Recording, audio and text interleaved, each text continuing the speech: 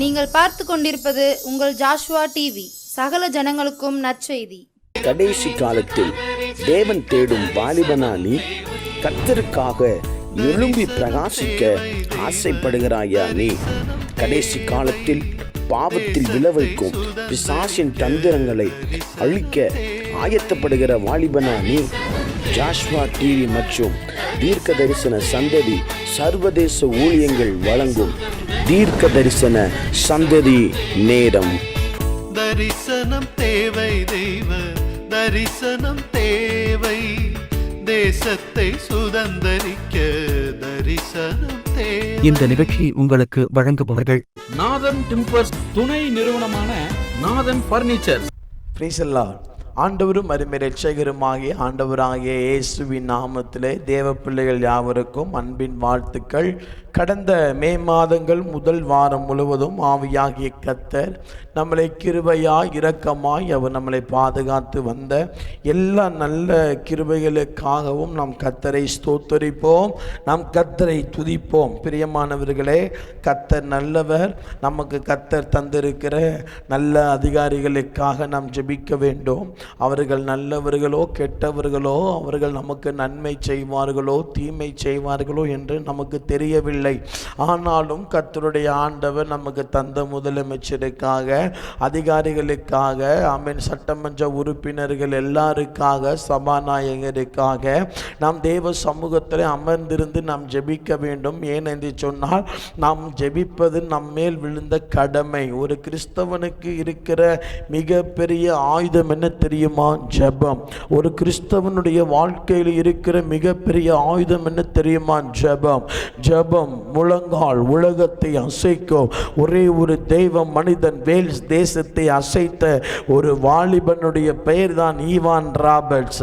இந்த வாலிபன் வேல்ஸ் தேசத்தின் எழுப்புதலுக்காக இரவும் பகலும் முழங்கால் படியிட்டு ஜெபம் பண்ணினா. நாட்கள் வந்தது.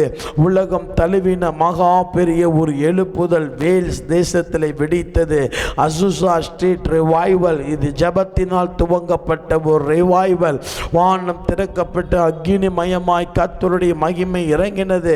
பல மாதங்கள், ஆண்டுகள் ஜனங்கள் அதை பார்த்தார்கள். ஜபங்கள் நிற்கவே இல்லை. இப்படிப்பட்ட எழுப்புதல்கள் தேசத்தில் வர காரணம் என்ன தெரியுமா? ஜபம், ஜபம், ஜபம்.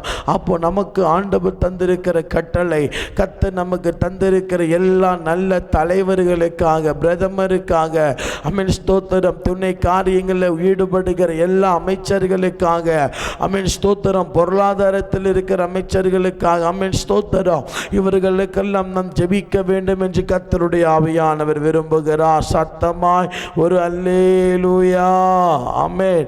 அப்போ ஜெபிப்பது நம்ம மேல விழுந்த கடமை. அரசியல் பேச வேண்டாம், அரசியல்வாதிகளுக்காக நாம் ஜெபிக்கலாம். எனக்கு அருமையான தெய்வ பிள்ளைகளே, கர்த்தருடைய ஆவியானவர் ஒவ்வொரு வாரமும் நம்மிடத்தில் வித்தியாசமாய் பேசி கொண்டிருக்கிறார். இதுவரைக்கும் கேட்டிராத ரகசியமான சத்தியங்களை நம்மிடத்தில் பேசிக் கொண்டிருக்கிறார்.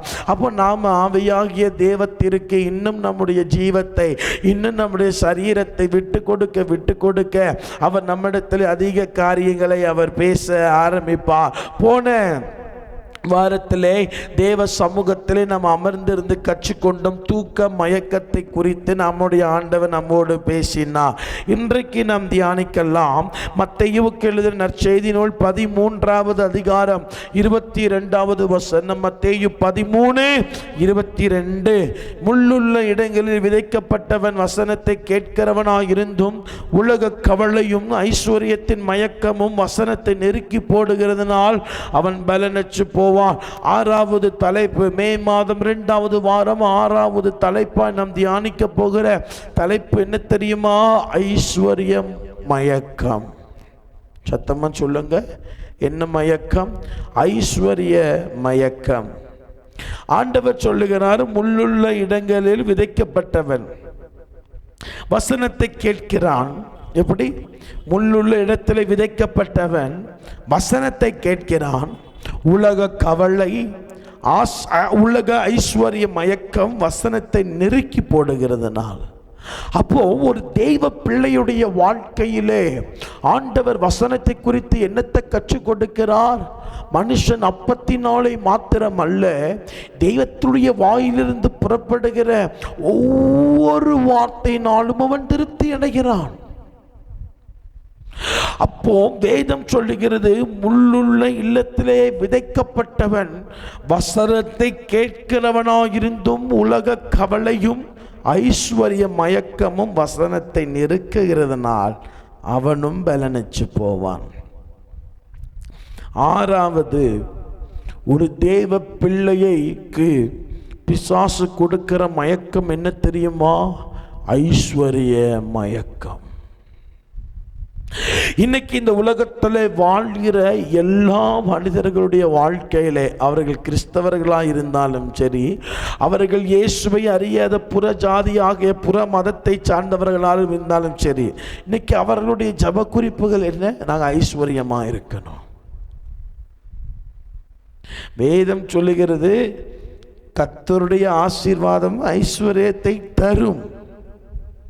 அதான் நம்ம அழகா பாட்டு பாடுவோமே, ஐஸ்வர்யம் கனமுமே உம்மாலைத்தான் வருகிறது, ஆளுகை செய்யுங்கப்பா, மேன்மை படுத்துங்கப்பா.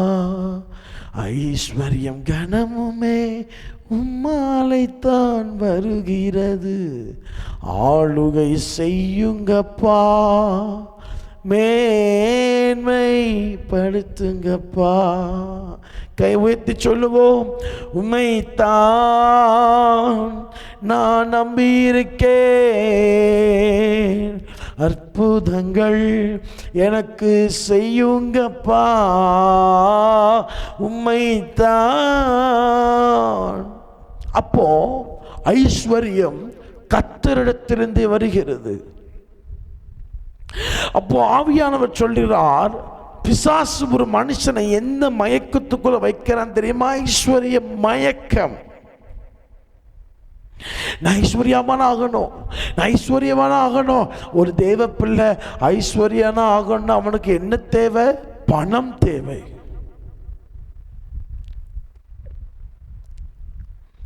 நீங்க நல்லா கவனிக்கணும்னே, இயேசுவை சோதிக்கும்படி பிசாசு 3 இடத்திற்கு கொண்டு செல்லுகிறான். ஒன்று எங்கே சொல்லுங்க? ஒன்று எங்கே கொண்டு செல்லுகிறான்? அதே வனாந்தரத்திற்குள்ளே வைத்து கல்லை அப்பமாய் மாற்றும் வனாந்திரம். 2வது, பிசாசு இயேசுவை எங்கே கொண்டு போகிறான்? மலைக்கு உச்சியிலே. 3வது எங்கே கொண்டு போகிறான்? தேவாலயத்திற்கு மேலே. அவன் சொல்றான், நீர் என் காலில் விழுந்து என்னை பணியும். எப்படி? நீர் என் காலில் விழுந்து என்னை பணியும், உம்முடைய தூதர்கள், நீ கீழே குதித்தால் தூதர்கள் கல்லை ஏந்துவார்கள், நீர் காலில் கீழே விழுந்து பணியும், நீர் பார்க்கிறவைகள் எல்லாவற்றையும் உமக்கு தருகிறார். அப்போ என்ன அர்த்தம் அப்படின்னா, பிசாசும் ஒரு மனிதனை ஆசீர்வதிக்க முடியும். சொல்லுங்க, பிசாசும் ஒரு மனிதனை ஆசீர்வதிக்க முடியும் என்பதை நாம் மறந்துவிடக்கூடாது. பிரியமான தேவ பிள்ளைகளே, இந்த உலகத்திலே வாழ்கிற மனிதர்களுக்கு தேவை பணம். நான் சொல்லுகிறேன், நம் பணத்திற்கும் நம் செழிப்புக்கும் நம் ஆசீர்வாதத்திற்கும் ஐஸ்வர்யத்திற்கும் நாம் எதிரானவர்கள் அல்ல. இவைகளை கர்த்தர் நமக்கு தருவேன்னு சொல்லியிருக்கிறார். நாம் ஆசீர்வாத உபதேசத்தை எதிர்க்கிறோம், செழிப்பு உபதேசத்தை நம்ம இருக்கிறோம். நான் என்ன சொல்லுகிறேன் என்று சொன்னா, ஒரு ஹோட்டலில் இப்போ இட்லி மட்டுக்கு தான், அந்த இட்லி நமக்கு வாங்கினாலே, யாராவது ஹோட்டலில் போய் இட்லிக்கு சாம்பாருக்கு சட்னிக்கு காசு கொடுக்குறோமா? இல்லை. 4 இட்லி வச்சுட்டாலே சட்னி வந்துடும், 3 வகையான சட்னி வந்துடும், பொடி வச்சிருவாங்க, சாம்பார் ஊற்றிடுவாங்க, வடை வேணும்னா வடை காசு கொடுத்து வாங்கணும், சட்னிக்கு சாம்பாருக்கு சேர்த்து தான் இட்லிக்கு காசு. நாம் பரிசுத்தங்கிற சத்தியத்துக்குள்ளே வந்துட்டா வேதம் சொல்லுது, நன்மையும் கிருபையும் என் பின்னே வரும். இன்னைக்கு நாம் ஜீவியத்தில், குடும்பத்தில், வாழ்க்கையில் தோல்வியை சந்திக்க காரணம் என்ன தெரியுமா? பின்னே வர வேண்டிய நன்மையும் கிருபையையும் நம் முன்னே வரவழைத்து விட்டோம். அதனால் கர்த்தர் நமக்கு பின்னே செஞ்சு விட்டார். அல்லேலூயா சொல்லுங்க. அல்லேலூயா. அப்போ என்ன பாஸ்டர், ஆசீர்வாதமாகவே இருக்கக்கூடாதா? நாங்கள் ஆசீர்வாதமாக வாழக்கூடாதா? எங்களுடைய ஜீவியத்தில் நாங்கள் சந்தோஷமாகவும் இருக்க முடியாது, சமாதானமும் இருக்க முடியாது, நாங்கள் ஆசீர்வாதமாக இருக்க முடியாதா? என்ன நீங்கள் இப்படி சொல்கிறீங்க? பல பாஸ்டர்ஸ் சொல்கிறாங்க, கோடிகள் வரும், பெட்ரோல் பங்கு வைப்பீங்க, தங்க நகைக்கடை வைப்பீங்க, உங்களுக்கு லட்சங்கள் புரண்டு வருகிறது, கோடிகள் புரண்டு வருகிறது, உங்களுக்கு ஆண்டவர் கோல்டுகளை கொட்டுகிறார், தங்க மழை பெய்யும், உங்கள் பல்லு தங்கமாக மாறும், உங்கள் மோதிரம் ஆட்டோமேட்டிக்காக வெள்ளி மோதிரம் தங்கமாக மாறும், உங்க பேங்க் அக்கவுண்ட்ல கர்த்தர் டெபாசிட் பண்ணுவார்னு நிறைய பாஸ்டர்ஸ் இந்த காலத்தில் சொல்ல, நீங்க சொல்றீங்க பாஸ்டர் ஐஸ்வர்யம் என்பது ஒரு மயக்கம், இதில் மயக்கத்தில் இருக்கக்கூடாது நீங்க சொல்றீங்கன்னு கேட்கலாம். நம்முடைய ஆண்டவர் நம்ம எப்படி ஆசீர்வதிப்பார்? தேவைக்கு மிஞ்சி ஆசீர்வதிக்க மாட்டார். எது தேவையோ அதை கொடுப்பார், எதை செய்ய வேண்டுமோ அதை செஞ்சுவிட்டு ஆசீர்வதிப்பார். தேவைக்கு மிஞ்சி ஆவியானவர் நமக்கு எதையும் தர மாட்டார், தேவைக்கு மிஞ்சி நமக்கு எதையும் செய்ய மாட்டார். இன்னைக்கு 500 ரூபாய் தேவைன்னா இன்னைக்கு 500 ரூபாயை தருவார், நாளைக்கு 1000 ரூபாய் தேவைன்னா 1000 ரூபாய் தருவார், நாளைக்கு 1 கோடி ரூபாய் பணம் தேவைன்னா அதையும் தருவார்.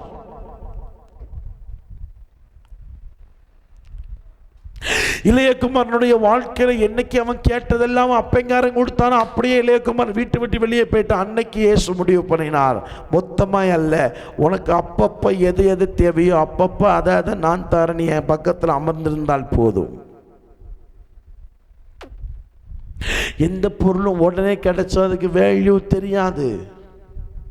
எந்த பொருள் நம்முடைய வாழ்க்கையில நம்முடைய குடும்பத்தில் உடனே கிடைச்சா அதுக்கு வேல்யூ இருக்காது. ஆண்டவர் நம்முடைய ஜீவியத்திலே நம்முடைய ஆசீர்வதிக்கும் போது எதையும் பாருங்க, உடனே தருகிறதை விட கொஞ்சம் தாமதப்படுத்தி, கொஞ்சம் காத்திருக்க வைத்து, கொஞ்சம் நம்மளை பக்குவப்படுத்தி, கொஞ்சம் நமக்கு பழக்க விட்டு, கொஞ்சம் நம்ம கூட பேசி, கொஞ்சம் நம்மளை ஜெபிக்க வச்சு, கொஞ்சம் அழ வச்சு, நம்மளை கொஞ்சம் அந்த பொருளை குறித்தான மேன்மை தெரியணும்னு சொல்லிட்டு தான் அடுத்த ஆண்டு தருவார். அது கிருபையாக இருக்கலாம், அபிஷேகமாக இருக்கலாம், ஊழியங்களாக இருக்கலாம், ஊழிய வாசல்களாக இருக்கலாம், அது எப்பேற்பட்ட வரங்கள் வல்லமைகள் சம்திங் எனி எதுவாயிருந்தாலும் கர்த்தர் நம்மை கொஞ்சம் அமர வைப்பார், நம்மை அந்த சத்தத்தை அந்த வாக்கு தத்தத்தை கேட்க வைப்பார், அந்த வாக்கு தத்தத்துக்கு ஜெபிக்க வைப்பார், அதுக்காக அழ வைப்பார். இப்படி ஒரு பிராண்ட் இருக்குது, ஒரு இந்த ஒரு ரொட்டேட்டிங் காரியத்தை முடித்தோன்னா அழகாக ஃப்ரெஷ்ஷாக கத்த தருவார். இப்போ ஆண்டவர் தந்த அந்த பொருளை நம்ம வேஸ்ட்டாக எண்ண மாட்டோம். நமக்கு தெரியும் அந்த பொருளில் எத்தனை கண்ணீர் இருக்கிறது, நமக்கு தெரியும் அந்த பொருளில் எத்தனை அழுகைகள் இருக்கிறது, நமக்கு தெரியும் அந்த கார் நான் வாங்குறதுக்கு எத்தனை உபவாசம் போட்டோம், அந்த பைக் வாங்குறதுக்கு எவ்வளவு கண்ணீர் வடிச்சோம், அந்த இடத்தை முடிக்கிறதுக்கு எவ்வளவு புலம்பணும், எவ்வளவு வேதனைப்பட்டோம், எவ்வளவு காத்திருந்தோம், எவ்வளவு நைட்டு ஃபுல்லு தூக்கத்தை வெறுத்து ஜெபம் பண்ணுங்கிறது நமக்கு தெரியும். அப்ப நம்முடைய ஆண்டவர் நம்மை ஆசீர்வதிக்காத தேவன் அல்ல. வேதம் சொல்லுகிறது, அவர் தமக்கு பயந்த சிறியவர்களையும் ஆசீர்வதிக்கிறார், பெரியவர்களையும் ஆசீர்வதிக்கிறார். நம்முடைய ஆண்டவரை குறித்து வேதம் சொல்கிறது, ஆசீர்வாதத்தின் தகப்பன். அப்போ ஆண்டவருடைய வேதம் சொல்லுகிறது, ஐஸ்வர்யம் ஒரு மயக்கம். ஐஸ்வர்யம் ஒரு மயக்கம். என்ன சொல்றீங்க பாஸ்டர், ஒன்றும் புரியல, ஒன்றும் புரியலையா? நான் சொல்றேன், திருப்பி கொள்ளுங்க. 1 தீமோத்தேயுவின் புஸ்தகம் 6வது அதிகாரம் வசனம் 6, 9, 10 நான் வாசிக்கிறேன். என்ன அந்த 6வது வசனத்திலிருந்து வாசம் உங்களுக்கு புரியும். 1 தீமோத்தேயு 6 முதல் 10 வரைக்கும் நான் வாசிக்கிறேன், நல்ல கவனமா கேளுங்க. போதும் என்கிற மனதுடனே கூடிய தேவ பக்தியை மிகுந்த ஆதாயம். உலகத்திலே நாம் ஒன்று கொண்டு வந்ததும் இல்லை, இதிலிருந்து நாம் ஒன்றும் கொண்டு போவதும் இல்லை என்பது நிச்சயம். உண்ணவும் உடுக்கவும் நமக்கு உண்டாயிருந்தால் அது போதுமென்று இருக்க கனவும். எப்படி இருக்கணுமா? உண்ண உடுக்க. சொல்லுங்க, உண்ண உடுக்க. இன்னொரு முறை சொல்லுங்க, உண்ண உடுக்க. இதான் போதுமென்று இருக்கணும். 9வது வசனத்துல முக்கியமான வசனம், ஐஸ்வர்யவான்களாக மாற ஐஸ்வர்யவான்களாக விரும்புகிறவர்கள் சோதனை. சொல்லுங்க, அப்போ ஃபர்ஸ்ட் சொல்லுங்க, ஐஸ்வர்யம் சோதனைக்குள் தள்ளும். ரெண்டாவது கண்ணியிலும். ரெண்டாவது எழுதிக் கொள்ளுங்கள், ஐஸ்வர்யம் நம்மை கண்ணியில் தள்ளும். சோதனை, கர்த்தர் கொடுக்கிற சோதனை வேற. பணம் வந்துட்டுன்னு வைங்க, குடும்பத்தில் லட்சங்கள் கோடிகள் விளையாட ஆரம்பிச்சிட்டு வைங்க, இந்த சோதனை வேற. அதை நம்ம கண்டுபிடிக்கணும். ஃபர்ஸ்ட் என்ன? ஐஸ்வர்யம் நம்மை சோதனையில் தள்ளும். இரண்டாவது வேதம் சொல்லுகிறது ஐஸ்வர்யம் நம்மை கண்ணியில் தள்ளும். மூணாவது, அதே வசனத்தை நீங்கள் பார்த்தீங்கள் சொன்னால், மனுஷரை கேட்டிலும் அழிவிலும் அமிழ்த்து மதிக்கேடும் உள்ள சேதமுமான பல மதிக்கேடும் சேதமுமான பலவித இச்சைகள். அப்போ மூணாவது எழுதிக் கொள்ளுங்கள், ஐஸ்வர்யம் அழிவில் தள்ளும். ஃபர்ஸ்ட் சொன்ன ஐஸ்வர்யம் சோதனைக்குள்ளே நம்மளை தள்ளிவிடும். ரெண்டாவது சொன்ன ஐஸ்வர்யம் கண்ணிக்குள் நம்மளை தள்ளிவிடும். மூணாவது சொன்ன ஐஸ்வர்யம் அழிவிற்குள் நம்மளை தள்ளிவிடும். நாலாவது அதில் பார்த்தீங்கன்னா இருக்கும் பலவித இச்சைகளிலும். நான்காவது ஐஸ்வர்யம் இச்சையில் தள்ளும். ஐந்தாவது அடுத்த வசனத்தை பாருங்க, பண ஆசை எல்லா தீமைக்கும் வேர். ஐந்தாவது தீமைக்குள்ளே தள்ளும். சோதனை நல்லா கவனிக்கணும்னு, நம்ம ஐஸ்வர்யமாக நினைக்கிறோம், ஆனால் விளைவுகள் என்ன? சத்தியத்தின்படி விளைவுகள் என்ன சார்? ஐஸ்வர்யமாக நினைக்கிற தப்பா? எனக்கு கர்த்தர் லட்சங்களை தந்து கோடிகளை தந்து என்னை உயர்த்தணும் நான் ஜெபிக்கிறது தப்பா? தப்பில்லை. என்ன நடக்கும்னு சொல்லித்தாரு. முதலாவது ஐஸ்வர்யம் சோதனையில் தள்ளும்.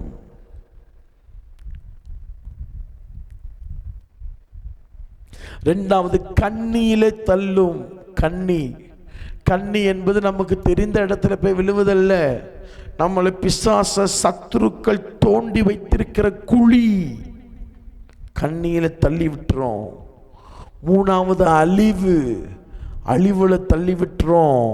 நாலாவது பல விதமான இச்சையிலே தோரகல்ல தூரியஸ் இச்சையிலே தள்ளும். அஞ்சாவது தீமைக்குள்ளே தள்ளும். அதான் அடுத்த வசனத்தில் ஆண்டு 11ஆம் வசனத்தில் அழகா சொல்லி இருக்கிறார், நீயோ தேவனுடைய மனுஷனே இவைகளை விட்டோடி நீதியும் தேவ பக்தியும் விசுவாசத்தையும் அன்பையும் பொறுமையும் சாந்த குணத்தையும் அடையும்படி நாடு. விசுவாசத்தினால் நல்ல போராட்டத்தை போராடு, நித்திய ஜீவனை பற்றிக்கொள், அதற்காகவே நீ அழைக்கப்பட்டாய். அநேக சாட்சிகளுக்கு முன்பாக நல்ல அறிக்கை பண்ணினவனுமாய் இருக்கிறாய். நம்முடைய கர்த்தராகிய இயேசு கிறிஸ்து பிரசன்னமாகும் வரைக்கும் நீ இந்த கற்பனைகளை மாசில்லாமலும் குற்றமில்லாமல் கை கொள்ளும்படிக்கு எல்லாவற்றையும் உயிரோடு இருக்கிற செய்கிற தேவனுடைய சந்திதானத்திலையும் பொந்தியும் பிளாத்துவின் முள் நல்ல அறிக்கை சாட்சியாக விளங்க பண்ணின கிறிஸ்து இயேசுவினுடைய சந்திதானத்திலையும் உனக்கு கட்டளையிடுகிறேன். அல்லேலூயா. அப்போ என்ன பயங்கரமான வசனம் பார்த்தீங்களா? ஐஸ்வர்யம். அப்போ நான் ஐஸ்வர்யம் ஆகிறங்கிறது தப்புக்கல்ல. இந்த உலகத்தில் எல்லாருமே அதான் வேதம் கர்த்தருடைய ஆசீர்வாதம் ஐஸ்வர்யத்தை தரும். ஃபர்ஸ்ட் கர்த்தர் நம்மளை ஆசீர்வதிக்கிறார், ரெண்டாவது ஐஸ்வர்யத்தை கொடுக்கிறார். நம்மகிட்ட எவ்வளவு பணம் இருந்தாலும் நம்ம தேவனுடைய சமூகத்திற்கு போகும்போது பரலோகத்தில் என்ன நடக்குது? 24 மூப்பர்களும் தங்கள் கிரீடங்களை கழற்றி அவருடைய பாதத்திற்கு முன்பாக வைத்து விழுந்தார்கள். True worship of God. இது உண்மையான ஆராதனை. அல்லேலூயா. இது உண்மையான ஆராதனை. கிரீடத்தை கழற்றி வைத்துவிட்டு அவருடைய பாதத்திலே விழுந்தார்கள். இன்னைக்கு நம்மட்டு வாழ்க்கையில் ஆண்டவர் நமக்கு கவர்மெண்ட் வேலை தந்திருக்கிறார், நமக்கு கவர்மெண்ட்ல ஒர்க்கு தந்திருக்கிறார், நம்ம சபையில் நமக்கு ஒரு பொறுப்பை தந்திருக்கிறார், சொந்த வீடு சொந்த பிஸ்னஸை தந்திருக்கிறார், லட்ச கோடி பணங்களுக்கு வீடு கட்ட கிருபை தந்திருக்கிறார், பல கோடிகள் பேங்க் அக்கௌண்ட்ல வைக்க கிருபை தந்திருக்கிறார். ஆனால் யோசிச்சு பாருங்க, ஆரம்ப காலத்தில் கஷ்டப்படும் போது இருந்த அதே வேகம் அந்த ஆராதனைக்குள்ள இருக்குதான்னு பாருங்க. எல்லாரும் எழுப்பி நிற்கும் போது உட்கார்ந்துருப்போம், எல்லாரும் சபைக்கு சீக்கிரம் வரும்போது நம்ம லேட்டாக வருவோம், எல்லாரும் தாழ்மையாக வரும்போது நம்ம நிறைய நகையை அள்ளி போட்டுக்கிட்டு சட்டை பட்டனை கழட்டி போட்டுக்கிட்டு அப்படி இப்படின்னு உள்ள வருவோம், ஜிகு ஜிகுன்னு வருவோம், கண்டுக்கிட மாட்டோம், கேட்க மாட்டோம். சபை முடிஞ்சு காணிக்க போட்டுட்டு போயிடுவோம், காணிக்க போட்டாச்சு போயாச்சு. நான் சொல்றேன், இந்த ஐஸ்வர்யம் என்பது உங்களின் மயக்கத்திற்குள்ளே சத்துரு வைத்திருக்கிறார். ஆனால் ஒரு தேவ பிள்ளையை கர்த்தருடைய ஆவியானவர் ஆசீர்வதிக்க ஆரம்பித்தார், அவனுக்கு எத்தனை கோடிகள் எத்தனை வறுமைகள் எத்தனை பொருளாதார ஆசீர்வாதங்களுடைய வாழ்க்கையில் இருந்தாலும் ஜெபம்னு சொல்லும் போது முழங்கால போடுவான், ஜெபம்னு சொல்லும் போது முகங்குப்புற விழுவான், ஜெபம்னு சொல்லும் போது கையை வைத்துவான். ஏன்னு கேட்டா கர்த்தரால் ஆசீர்வதிக்கப்பட்டவனுக்கு தெரியும், ஒன்றுமில்லாத இடத்திலிருந்து அவர் என்னை தூக்கினார், குப்பையிலிருந்து என்னை தூக்கினார், அழுக்கிலிருந்து என்னை தூக்கினார், ராஜாக்களுக்கு முன்பாகவோ ஆசிரியர் கூட்டத்துக்கு முன்னாடி அவர் நிறுத்தி வைத்திருக்கிறார். நான் இத்தனை காலங்கள் உயர்ந்ததுக்கு காரணம் கர்த்தரை, இத்தனை நாட்கள் மேன்மைப்படுத்தப்பட்டதுக்கு காரணம் கர்த்தர் என்று சொல்லி அவர்கள் எவ்வளவு ஆசீர்வாதம் இருந்தாலும் தன்னுடைய எஜமானுக்கு கீழ்ப்படிந்து தன்னுடைய எஜமானுக்கு முன்பாக தாழ்மையாய் பயபக்தியோடு இருப்பார்கள். இந்த சத்தத்தை கேட்டுக்கொண்டிருக்கிற எனக்கு அருமையான பிள்ளைகளே, கர்த்தருடைய ஆவியானவர் நம்மளை ஆசீர்வதித்தால் தாழ்மை வரும், சத்துரு நம்மளை ஆசீர்வதித்தால் சபைக்கு போக மாட்டோம், ரொம்ப தெனாவட்டாய் மாறி போய் விடுவோம் என்பதை மறந்துவிடக் கூடாது.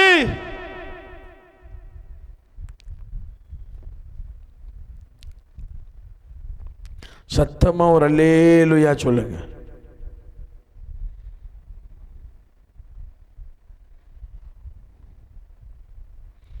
நீங்க அந்த அந்த அந்த வசனத்தை நீங்கள் நல்லா கவனிங்கள பாருங்களேன். ஐஸ்வர்யம் ஒரு மனுஷனை சோதனையில் தள்ளுமா, கண்ணியில் தள்ளுமா, அழிவில் தள்ளுமா, இச்சையில் தள்ளுமா, எல்லா தீமைக்கும் வேறா இருக்குமா. பிரியமானவர்களே, நீ நம்ம ஐஸ்வர்யமாக, நான் மீண்டும் அதான் சொல்கிறேன், ஐஸ்வர்யமாகுவதற்கு ஆசைப்படுவது சரி, ஆனால் இது பிரச்சனைகள் இருக்கிறது. கர்த்தர்ட்ட கேட்கணும், ஆண்டவரே உமக்கு சித்தமானது, எனக்கு எத்தனை கோடி தரணும்னு உமக்கு தெரியும், எவ்வளவு பணம் தரணும்னு உமக்கு தெரியும், எனக்கு என்ன தேவைன்னு உங்களுக்கு தெரியும். இந்த உலகத்தில் தேவையில்லாத மனிதர்கள் இந்த உலகத்தில் யாருமே இல்லை. நானும் ஊழியத்துக்காக நாங்கள் நிறைய ஜெபம் பண்ணுறோம். ஆண்டவரே, ஊழியத்திற்கு கிராம ஊழியங்களுக்கு ஒரு ப்ரொஜெக்டர் இருந்தால் நல்லா இருக்குமே, கிராம ஊழியத்தை இப்படி செய்யலாமே, கிராம ஊழியத்திற்கு இப்படி ஒரு லேப்டாப் இருந்தால் நல்லா இருக்குமே, ஒரு நல்ல மைக் இருந்தால் நல்லா இருக்குமே, ஆண்டவரே இப்படி ஒரு கீபோர்டு இருந்தால் நல்லா இருக்குமே, ஒரு டீம் இருந்தால் நல்லா இருக்குமே, நல்ல பொம்மைகள் இருந்தால் நல்லா இருக்குமே, பழைய காலத்தில் பரிசுத்தவான்கள் செய்த அந்த படக்காட்சி ஊழியத்தை மீண்டும் செய்யலாமே, எப்படியாவது இன்னும் 2 மிஷினரி தாங்கிட மாட்டோமா, ஏற்கனவே 3 பொண்ணு 4 தாங்கிக்கிட்டு இருக்கிறோம், இன்னும் 2-3 மிஷினரி தாங்கிக்கிட மாட்டோமா, எப்படியாவது ஊழியத்தில் குடும்பத்தில் இப்படி ஒரு காரியத்தை இருந்தால் நல்லா இருக்குமே, இப்படி ஒரு சொந்த காரியம் இருந்தால் நல்லா இருக்குமேன்னு எல்லாருக்கும் தேவை இருக்குது. ஒரு மனுஷனுக்கு யாருக்கு தெரியுமா தேவை இருக்காது? செத்து போன பிணத்துக்கு தான் தேவை இருக்காது, செத்து போன பிணத்துக்கு தான் தேவை இருக்காது. அப்போ இந்த உலகத்தில் இருக்கிற எல்லா மனிதர்களுக்கும் தேவை கட்டாயம் உண்டு, தேவை உண்டு, தேவை உண்டு.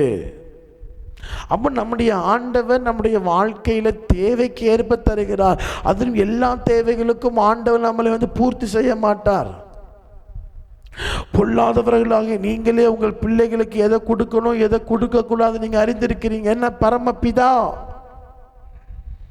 I am the true God, I am the powerful God. நான் வல்லமை உள்ள தேவன், நான் உண்மை உள்ள தேவன், நான் சரியான தேவன். எனக்கு தெரியாதா என் பிள்ளைக்கு எதை கொடுக்கணும்னு? ஆனா ஒரு தெய்வ பிள்ளைக்கு பிசாசு கொண்டு வருகிற 6வது முக்கியமான மயக்கம் ஐஸ்வர்ய மயக்கம். ஐஸ்வர்யம் இவனை சோதனைக்குள்ளே தள்ளுகிறது, கண்ணிக்குள்ளே தள்ளுகிறது, அழிவுக்குள்ளே தள்ளுகிறது, இச்சைக்குள்ளே தள்ளுகிறது, தீமைக்குள்ளே தள்ளுகிறது. அப்போ ஆண்டவர்கிட்ட நம்ம கேட்கணும், ஆண்டவரே நீர் எங்களை ஆசீர்வதியும், எங்களுக்கு என்ன தேவைன்னு உங்களுக்கு தெரியும், சொல்லிட்டு சொல்லணும், உம்முடைய சித்தத்தின்படி என்னை ஆசீர்வதி. ஹல்லேலூயா. சத்தமாக சொல்லுவோம், ஹல்லேலூயா. அப்போ பிரியமான தேவ பிள்ளைகளே, நம்முடைய ஆண்டவர் நம்மை ஆசீர்வதிக்க அவர் விரும்புகிறார். நான் சொல்லுகிறேன், நிச்சயமாய் கர்த்தருடைய ஆவியானவர் நமக்கு உதவி பண்ணுவார், நம்மளை ஆசீர்வதிப்பார், நம்மை அழகு பார்ப்பார். இருக்கிற இடத்துல கண்களை மூடுவோம், தேவ சமூகத்தை நோக்கி பார்ப்போம். யாரும் கண்களை திறக்கக்கூடாது. Close your eyes. ஆமாம், ஸ்டார்ட் பண்ணுங்க ஜெபிக்க. நல்ல வாயை திறந்து, ஆண்டவரே ஆண்டவரே ஆண்டவரே, ஐஸ்வர்யம் ஐஸ்வர்யம் ஒரு மயக்கம், ஐஸ்வர்யம் ஒரு மயக்கம். ரகபந்தல அந்த ரந்தல பட்டோல சியந்த ரக்க பத்தூரியா அல்கத்தூரி அந்த ரக்கத்தூரியா ராமனா துரவல மௌரியா அர்மேனியா பர்தோரியா சர்பேனா கேடபான ரகடதன கபட பிரௌடா. ஜெபிங்க ஜெபிங்க, கண்ணை மூடுங்க. ஏன் வேடிக்கை பார்க்குறீங்க பிரதர்? கண்ணை மூடுங்க. ஆண்டவர்கிட்ட கெஞ்சுங்க, ஆண்டவரே ஆண்டவர்கிட்ட கெஞ்சுங்க, ஆண்டவரே ஆண்டவரேன்னு சொல்லுங்க. ஆண்டவர்கிட்ட கெஞ்சுங்க, ஆண்டவரே இந்த சத்துருவுடைய எல்லைகளுக்குள்ளே, இந்த சத்துருவுடைய எல்லைக்குள்ளே நான் வந்துவிடக்கூடாது. ஜெபிங்க ஜெபிங்க. தூ காபாண்டா லாண்டா ராபா ஷாகா பாபா பாபா பா தகா பாடா லாண்டா லா ஷாகா பாண்டா லபா. ஆண்டவர் இந்த ஜெபத்தை பண்ணி கொண்டிருக்கிற ஒவ்வொரு பிள்ளைகளையும் ஆசீர்வதிப்பீராக, ஐஸ்வர்யத்தை கர்த்தர் தருவீராக. எங்களை எப்படி ஆசீர்வதிக்க வேண்டும் என்று உங்களுக்கு தெரியும், எங்களுக்கு எதை கொடுக்கணும்னு உங்களுக்கு தெரியும் அப்பா, எங்களுக்கு எதை வாங்கி தரணும்னு உங்களுக்கு தெரியும் அப்பா. அதை நீங்கள் கொடுத்தா சரி ஆண்டவரே, நீங்கள் அதை வாங்கி கொடுத்தா சரியாப்பா. வீடு இல்லாத பிள்ளைகளுக்கு எப்போ வீட்டை கட்டி கொடுக்கணும் உங்களுக்கு தெரியும் அப்பா. சபை இல்லாத பாஸ்டர்ஸுக்கு எப்போ சபைகளை கட்டி கொடுக்கணும் உங்களுக்கு தெரியும் அப்பா. வேதம் சொல்லுகிறதப்பா, நீங்கள் அனந்த ஞானம் உள்ளவரப்பா, நீங்கள் அனந்த ஞானம் உள்ளவரப்பா. உங்களுடைய பிள்ளைகளுக்கு ஞானத்தை கர்த்தர் கூட்டி கொடுப்பீராகப்பா.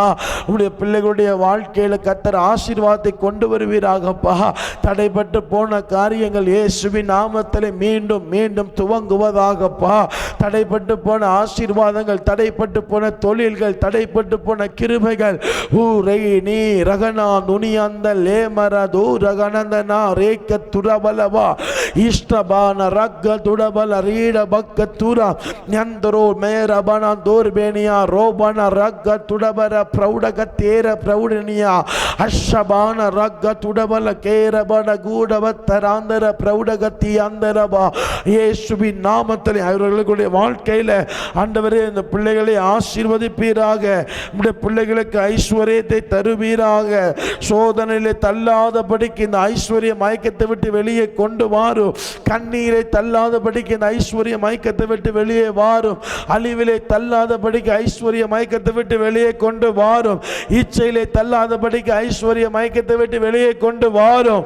தீமைக்குள்ளே தள்ளாதபடிக்கு இந்த ஐஸ்வர்ய மயக்கத்தை விட்டு வெளியே கொண்டு வாரும். நீர் இல்லாமல் எங்களுக்கு எந்த ஐஸ்வர்யமும் வேண்டாம், நீர் இல்லாமல் எந்த மேன்மையும் வேண்டாம், நீர் இல்லாமல் எந்த ஆசீர்வாதமும் வேண்டாம். கர்த்தர் ஒரு விசையா எங்கள் மத்தியிலே இறங்குவீராக,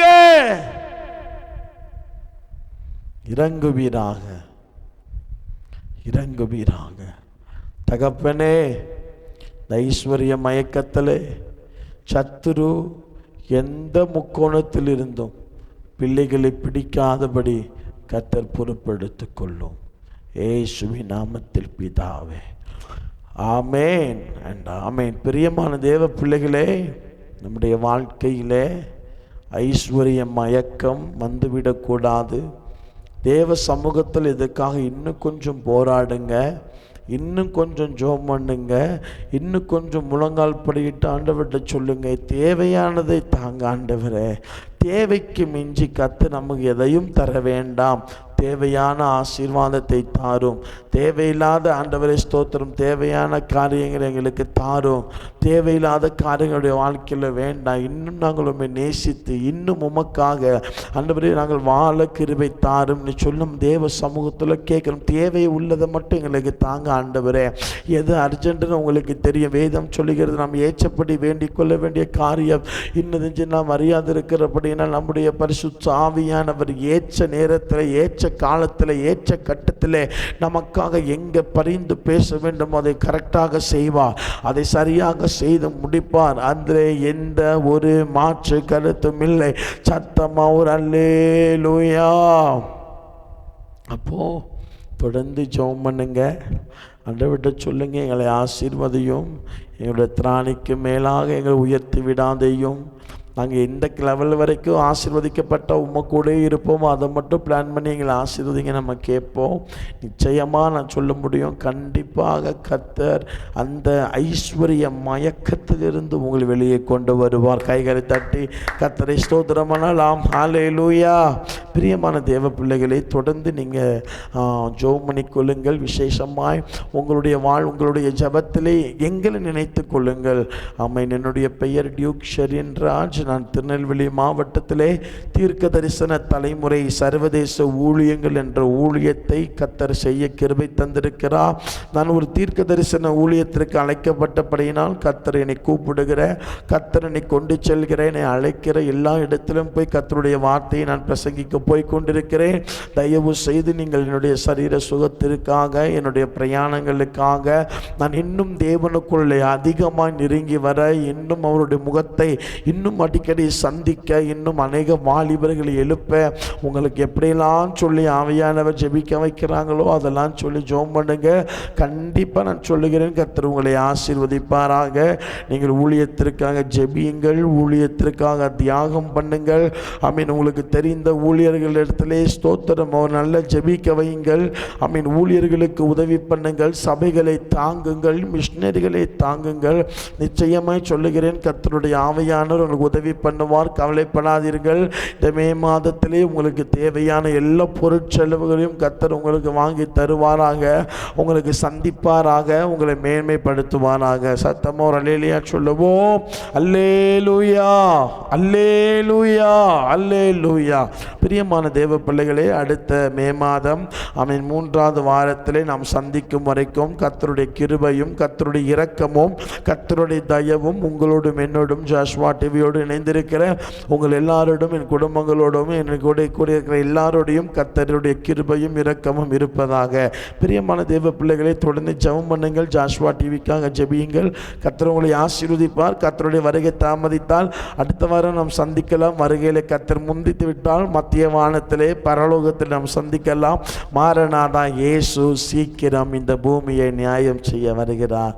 ஆமென். மாப்பிள்ளை வீட்டுக்காரங்க வந்துட்டாங்க. வாங்க வாங்க வாங்க வாங்க வாங்க.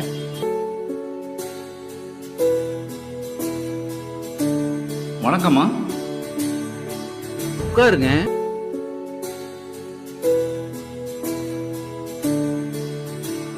பொண்ண கூப்பிட்டு வாமா.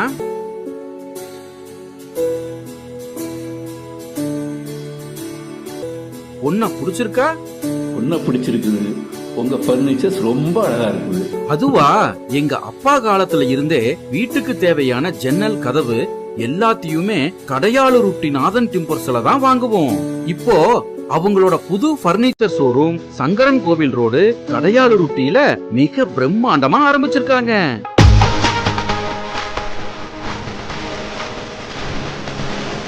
அவங்க கிட்ட நம்ம வீட்டுக்கு தேவையான model furnitures, wood furnitures, dining table, office chair, மர பீரோல், மரக்கட்டில், மெத்தை, அதுபோக எலக்ட்ரானிக்ஸ் பொருட்கள் அனைத்தும் ஒரே இடத்துல இப்ப கிடைக்குது. கல்யாணத்துக்கு தேவையான அனைத்து சீர்வரிசை பொருட்களும் ஒரே இடத்துல வாங்கிக்கலாம். இங்க இல்லன்னு எதுவுமே இல்ல. நியாயமான விலை, கலைநயம் மிகுந்த வேலைப்பாடு, தரமான பொருட்கள். என் பொண்ணு கல்யாணத்துக்கு அங்கதான் சீர்வரிசை வாங்க போறேன். அது என்ன, உங்க வீட்டு பொண்ணு நம்ம வீட்டு பொண்ணு, நம்ம எல்லாரும் சேர்ந்து குடும்பத்தோட போய் எடுப்போம். வாங்க, குடும்பத்தோட போகலாம். நாதன் டிம்பர்ஸ் துணை நிறுவனமான நாதன் பர்னிச்சர்ஸ், சங்கரன் கோவில் மெயின் ரோடு, கடையாளு ருட்டி.